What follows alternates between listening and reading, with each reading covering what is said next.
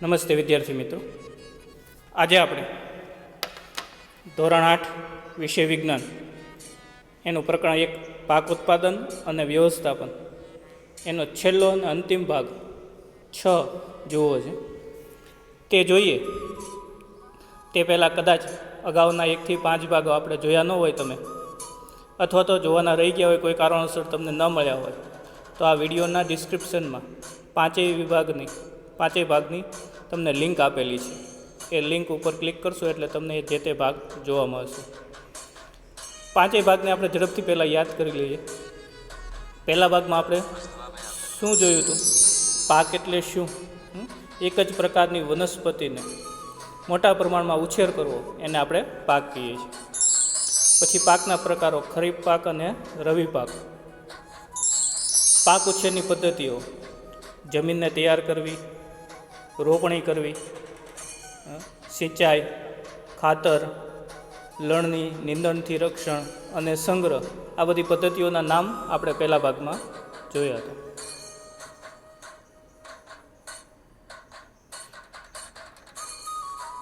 બીજા ભાગમાં આપણે જમીનને તૈયાર કરવી એટલે શું? તો કે જમીનને ઉપર નીચે કરવી, પોચી બનાવી, સમથળ બનાવી, એને આપણે જમીન તૈયાર કરવી. જમીન તૈયાર કરવા માટેના સાધનો કયા કયા હતા? તમને સૌને યાદ હશે, હળ, કલ્ટિવેટર અને ખરપિયો. આ 3 ખેતીના ઓજારો જે જમીનને તૈયાર કરવા માટે ઉપયોગી છે.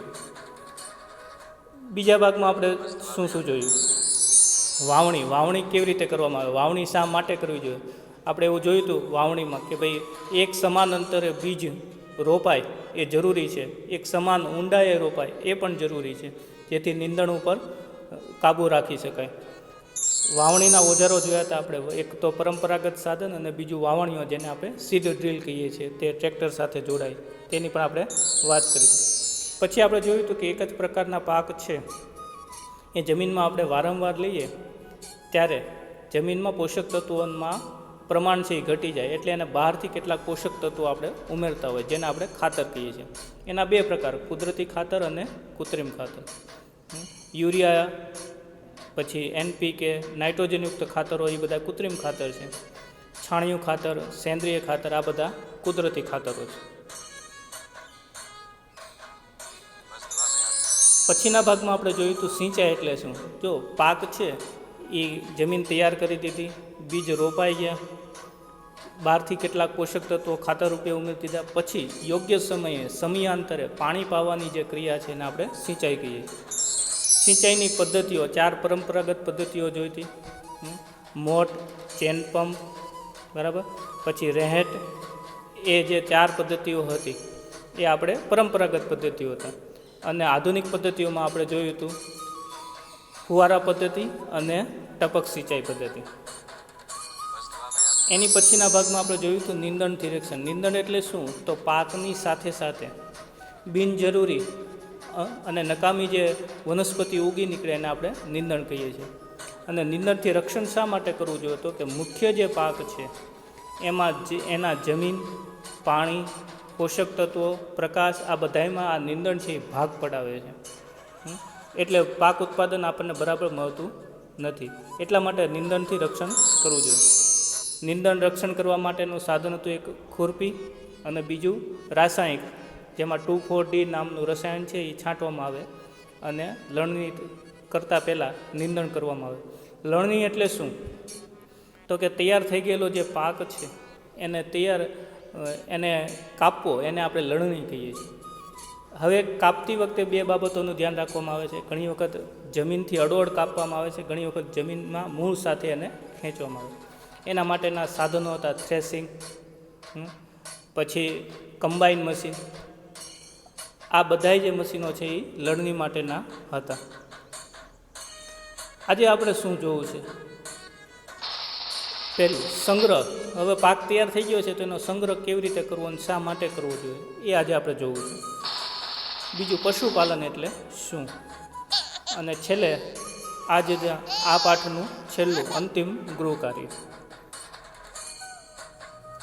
સૌથી પહેલાં આપણે જોઈએ સંગ્રહ.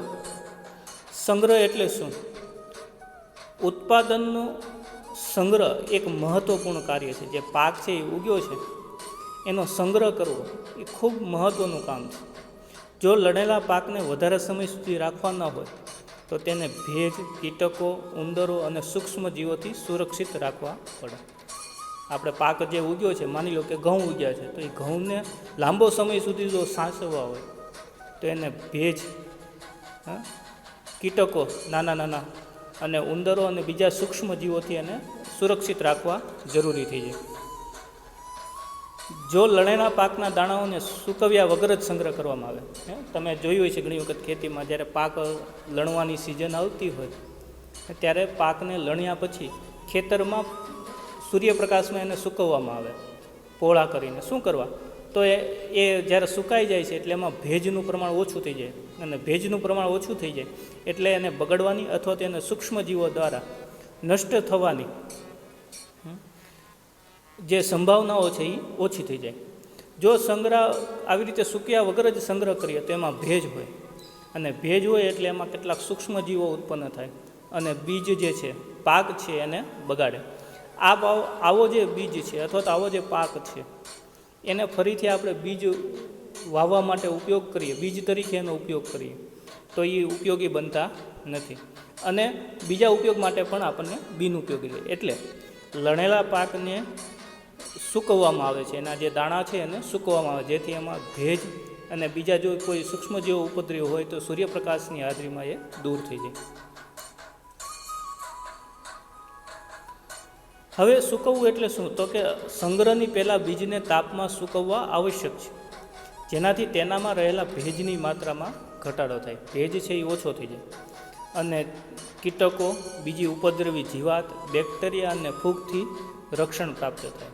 સંગ્રહ કરતાં પહેલાં સૂકવવાનું મુખ્ય કારણ એ છે કે એમાંથી ભેજ દૂર થાય, અને ભેજ દૂર થાય એટલે એમાં કેટલાક ઉપદ્રવી જીવાત, કીટકો, બેક્ટેરિયા કે ફૂગ થવાની સંભાવનાઓ છે એ ખૂબ ઓછી થઈ જાય. ખેડૂત પોતાના ઉત્પાદનનો સંગ્રહ કંતાનના કોથળામાં કરે. તમે જોયું છે કે તમારા ઘરે ક્યારેક તમે અનાજ લાવો તો એ મોટે ભાગે કોથળાઓમાં આવતું હોય, તે કંતાનના કોથળામાં, પછી ધાતુના મોટા પીપળાઓમાં, પછી આપણે જે ખેડૂતો ઉગાડે છે અનાજ એ તમને ખ્યાલ હશે કે તે વેચવા જાય ત્યારે ત્યાં સંગ્રહ કરવામાં આવે. તો તમે વિચાર કરો કે સરકાર એને સંગ્રહ કરવો હોય તો મોટા પાયે સંગ્રહ કરવો હોય તો શેમાં કરે સરકાર? આપણી પાસે તો સીમિત પાક હોય એટલે આપણે સીમિત સાધનો છે એનાથી સંગ્રહ કરી લઈએ, પણ આખા રાજ્યનો, આખા શહેરનો પાક ઉગેલો હોય એનો સંગ્રહ કરવો હોય તો શેના ઉપર કરે? એટલે મોટા પાયા ઉપર અનાજનો સંગ્રહ કરવા માટે સાયલો બનાવવામાં આવે. સાયલો શું છે? તો એ ધાતુના જ મોટા વાસણ જે હોય એની જેવા બહુ મોટી સાઇઝના વાસણો બનાવવામાં આવે ધાતુના, એની અંદર સંગ્રહ કરવામાં આવે. તમને ચિત્રમાં દેખાય છે સાયલો. પછી બીજી રીત છે કોઠાર. કંતાનના કોઠાર ભરી અને એનો કોઠારમાં સંગ્રહ કરવામાં આવે. એક મોટી જગ્યા હોય તેને આપણે સાદી ભાષામાં ગોડાઉન કહેતા હોય, એ ગોડાઉનમાં એનો સંગ્રહ કરવામાં આવે જેથી એનું ભેજ, તાપમાન અથવા બીજા જે ફૂગ, બેક્ટેરિયા છે એનાથી રક્ષણ કરી શકે.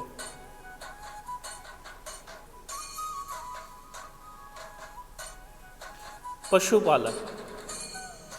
વનસ્પતિઓની જેમ પ્રાણીઓ પણ આપણને વિભિન્ન પ્રકારના ખોરાક પ્રદાન કરે છે, જેમ કે દૂધ અને તેના જેવા અન્ય ઉત્પાદનો. આપણને ખ્યાલ છે વનસ્પતિ આપણને કેટલો બધો ખોરાક આપે છે, એવી રીતે પ્રાણીઓ પણ આપણને દૂધ આપે છે, દૂધની બીજી બનાવટો આપે છે.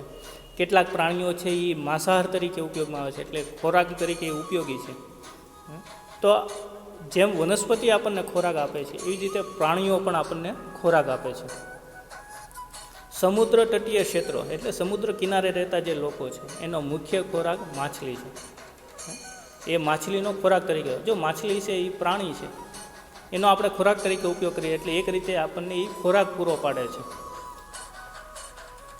આપણે આ પ્રકરણમાં અભ્યાસ કર્યો કે પાક ઉત્પાદનના વિભિન્ન તબક્કા હોય, જેમ કે બીજની પસંદગી, રોપણી વગેરે. આપણે જોયું પાક ઉત્પાદન કરવું હોય તો કેટલાય તબક્કાઓમાંથી આપણે પસાર થવું પડે. પહેલાં જમીનને તૈયાર કરવી પડે, બીજ વાવવા પડે, ખાતર ઉમેરવું પડે, સિંચાઈ કરવી પડે, નિંદણથી રક્ષણ કરવું પડે, લણણી કરવી પડે અને સંગ્રહ કરવો પડે. આ બધાય તબક્કાઓમાંથી પસાર થઈએ ત્યારે આપણો પાક છે એ તૈયાર થતું હોય. એવી જ રીતે જો આપણે આપણા ઘરની આજુબાજુ અથવા ખેતરમાં જે આપણે પાલતુ પ્રાણીઓ રાખીએ છીએ એની યોગ્ય રહેઠાણ, એની દેખરેખ પણ અતિ આવશ્યક હોય. એટલે એનો ઉછેર પણ, જેમ આપણે પાકનો ઉછેર કરીએ એમ પાલતુ પ્રાણીઓનો પણ જો ઉછેર કરવો જોઈએ એ ખૂબ જરૂરી છે.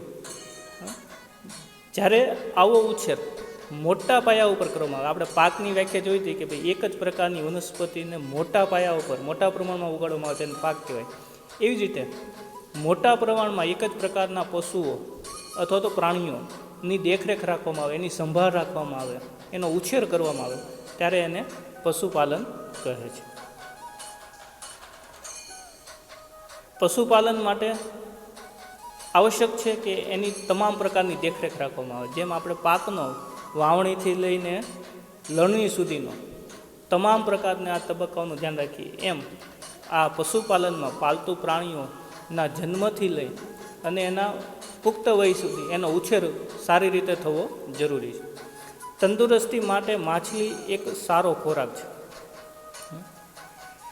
તંદુરસ્તી માટે માછલી, હમણાં જ જોયું આપણે કે સમુદ્ર કિનારાના જે લોકો છે એ મોટે ભાગે માછલીનો ખોરાક તરીકે ઉપયોગ કરે. આપણે કોડ લીવર ઓઇલ કે જેમાં વિટામિન ડી વધારે હોય છે તે માછલીઓમાંથી.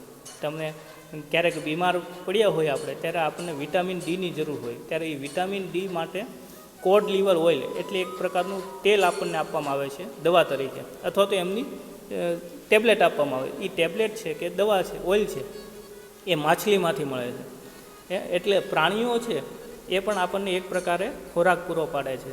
એટલે આવા પ્રાણીઓનો વ્યવસ્થિત ઉછેર કરવો એને આપણે શું કહીએ છીએ? પશુપાલન. આજનું ગૃહકાર્ય જોઈ લઈએ. પાકનો સંગ્રહ કરતાં પહેલાં તેને સૂર્યપ્રકાશમાં શા માટે સૂકવવામાં આવે છે? ખેડૂત પાકનો સંગ્રહ કેવી રીતે કરે છે, કયા કયા માધ્યમોથી કરે છે, ક્યાં ક્યાં કરે છે એ લખવાનું છે. પશુપાલન એટલે શું? હમણાં જ આપણી વ્યાખ્યા જોઈ કે પશુઓનું વ્યવસ્થિત અને મોટા પ્રમાણ ઉપર ઉછેર કરવો એને આપણે શું કહીએ છીએ? પશુપાલન. પાલતુ પ્રાણીઓથી આપણને કયા કયા ખાદ્ય પદાર્થો મળે છે? આપણે આપણા ઘર આજુબાજુમાં અથવા તો ખેતરમાં જે પાલતુ પ્રાણીઓ હોય એ આપણને ખોરાક માટે કેવા કેવા પદાર્થો આપે છે? જેમ કે દૂધ છે, તો દૂધ સિવાય બીજું શું શું આપણને આપે છે જે આપણે માટે ખોરાક તરીકે આપણે એનો ઉપયોગ કરીએ છીએ? પાકનો યોગ્ય સંગ્રહ શા માટે જરૂરી છે? પાક આપણે લણણી કરી લીધા પછી એના દાણાઓનો યોગ્ય સંગ્રહ શા માટે કરવો જરૂરી છે? જો એ સંગ્રહ ન થાય તો શું થાય, અને સંગ્રહ કરીએ તો શું થાય, એનો જવાબ તમારે લખવાનો. પછી છઠ્ઠો પ્રશ્નમાં એવું છે કે પાઠ્યપુસ્તકમાં આપેલ તમારા બધા પાસે પાઠ્યપુસ્તક હશે, એમાં પાઠના અંતે પ્રશ્ન નંબર 1 લઈ અને 10 સુધીના પ્રશ્નો છે એના જવાબો તમારે લખવા છે. અને એ 1 થી 10 પ્રશ્નો છે એના જવાબો તમને આપણા બધા જ ભાગો, આ છઠ્ઠો ભાગ છે આ પાઠનો, એ 6 ભાગમાંથી મળી જશે. તમે ન સમજાય તો વિડીયોને જે તે ભાગનો વિડીયો જોશો એટલે તમને સરળતાથી સમજાઈ જશે, અને છતાંય ન સમજાય તો મને પૂછવાની છૂટ છે. આભાર. આવતા ગુરુવારે આપણે બીજો પાઠ અભ્યાસ કરીશું.